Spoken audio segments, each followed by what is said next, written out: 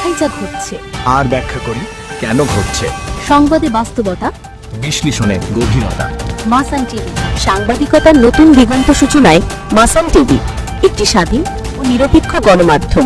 Kurigram battalion ২২ বিজিবির বিশেষ অভিযানে বিপুল পরিমাণ চোরাচালানি মালামাল জব্দ করা হয়েছে।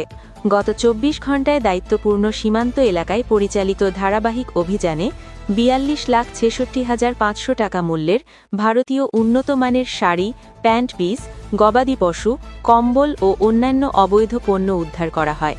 কুড়িগ্রাম ব্যাটালিয়ন ২২ বিজিবির অধিনায়ক লেফটেন্যান্ট কর্নেল মোহাম্মদ মাহবুব উল হক পিএসসি জানান, সীমান্ত দিয়ে মাদক ও চোরাচালান প্রতিরোধে জিরো টলারেন্স নীতিতে অভিযান পরিচালনা করা হচ্ছে। সীমান্ত নিরাপত্তা জোরদার ও অবৈধ অনুপ্রবেশ রোধে ২২ বিজিবির এ ধরনের অভিযান ভবিষ্যতেও অব্যাহত থাকবে।